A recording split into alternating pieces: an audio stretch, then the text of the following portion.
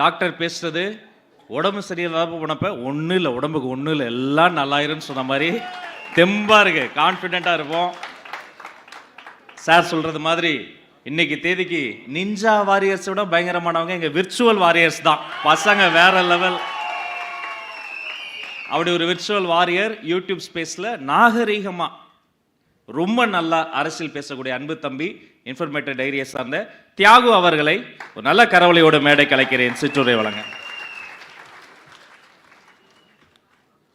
அரங்கத்தில் இருக்கக்கூடிய கழக தலைவர் அவர்களுக்கும், நம்மளுடைய பொதுச்செயலாளர் உட்பட தலைமை கழக நிர்வாகிகளுக்கும், இங்கே இருக்கக்கூடிய என்னுடைய உறவுகள் அனைவருக்கும் என்னுடைய உற்சாக வணக்கத்தை தெரிவிச்சுக்கிறேன். ஆக்சுவலாக பார்த்தீங்கன்னா ரொம்ப சிம்பிளாக சொல்கிறேன். தலைவர் அரசியலுக்கு வந்த பிறகு அரசியல் கவனித்தவனா, தலைவர் 3வது வருஷ தொடக்க விழாவை தொடங்கும் போது தலைவரோட அரசியலை விளக்கி சொல்லனா 20 வருஷம் ஆனாலும் உங்களுக்கு இந்த அரசியல் புரியாது அப்படிங்கிறதுக்காண்டி சில விஷயங்களை நான் விளக்கி சொல்லிட்டு கிளம்பி போடுறதான் இந்த பிளானு. ஆக்சுவலாக பார்த்தீங்கன்னா தமிழக வெற்றி கழகத்தோட தலைவர் பேசி முடித்த பிறகு இதில் காரம் பத்தலை, இனிப்பு பத்தலை, அது பத்தலை, இது பத்தலை அப்படிங்கிற ஏகப்பட்ட விமர்சனங்கள் வருவாங்க. ஒரு தலைவர் அப்படிங்கிற ஒருத்தர் எடுத்துக்கிட்டிங்கன்னா மக்கள் என்ன எதிர்பார்க்குறாங்க அப்படிங்கிறத தலைவர் கரெக்டாக பிடிச்சிட்டாரு. அதனால தான் தலைவரோட பேச்சு 3ஆம் ஆண்டு தொடக்க விழாலையும் அடுத்து என்ன பேச போகிறார், என்ன செய்ய போகிறார், கட்சி தொடங்கப்பட்டு 700 நாளை கடந்தும் தலைவரோட பேச்சுக்கு இந்த சமூகத்தில் மரியாதை இருக்கிறதுக்கு காரணம் 2 விஷயம்தான். ஒன்று, தலைவரோட பேச்சு அடர்த்தியானதாக இருக்குது.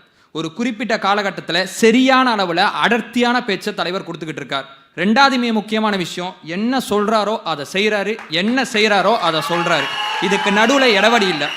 இதான் பேட்டனா, இதை பிடிச்சிக்கலாமா, பிடிச்சா மக்கள் கவனிப்பாங்களா அப்படின்னு நினச்சிங்கன்னா, என்ன சொல்கிறாரோ அதை செய்கிறாரு, என்ன செய்கிறாரோ அதை சொல்கிறாரு. உங்கள் ஜீனில் அது இல்லவே இல்லை, உங்களால் இதை ஒருபோதும் செய்ய முடியாது. நம்மளுடைய எதிர்கட்சி செயல்பாடை பார்த்த பிறகு கவனிக்காமல் விமர்சனம் செய்யக்கூடிய சகோதரர்கள் நிறையா பேர் இங்கே இருக்காங்க. ஏன் கவனிக்க மாட்டாங்கன்னு சொல்கிறேன்னா, ஒரு எதிர்கட்சினா 2 வகையான எதிர்கட்சி தமிழ்நாட்டில் இருக்குது.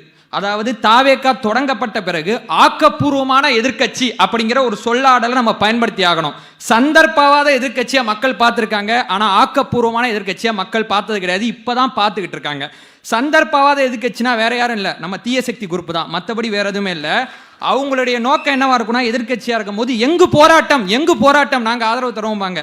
ஆளுங்கட்சி ஆன பிறகு ஏன் போராட்டம்னு கேட்பாங்க. இன்னைக்கு தேதிக்கு என்ன பண்ணணும், என்ன செய்யணும், அதை கடந்து போகிறதா அவங்களுடைய குறிக்கோளாக இருக்குமே தவிர, லாங் விஷன் அரசியல் களத்தில் உணர்ச்சி மயப்பட்ட அரசியல் மட்டும்தான் பண்ணுவாங்களே தவிர நிர்வாகம் சார்ந்த அரசியலாக அவங்க பேச மாட்டாங்க. அவங்களுக்கு இதை பற்றி சுத்தமாக புரிதலும் இல்லை. தலைவர் அவர்கள் ஒரு விஷயத்தை எனக்கு சொல்லி கொடுத்தாரு. இங்க இருக்கக்கூடியவங்க அரசியல் படுத்தப்படலங்கிற குற்றச்சாட்டு வைக்கிறாங்க. உங்களுடைய பிரதிநிதியா நான் ஒரே ஒரு விஷயத்தை நான் ஷேர் பண்ணிக்கிறேன். பெண்களுக்கு எதிரான குற்றம் தமிழ்நாட்டில் நிறைய நடக்குது அப்படிங்கிற குற்றச்சாட்டை எல்லா அரசியல் கட்சியுமே இங்க வைக்கிறாங்க. ஆனா தமிழக வெற்றி கழகத்தோட தீர்வு மையப்படுத்தி ஒரு அரசியல் இருக்கு பாத்தீங்களா, இது வரைக்கும் நாங்க யாரும் கவனிச்சது கிடையாது. அதனாலதான் இவருடைய ரசிகர் பின்னாடி நிக்கிறோம் நினைக்காதீங்க, நாங்க தொண்டரா மாறி வெகு காலம் ஆகுது.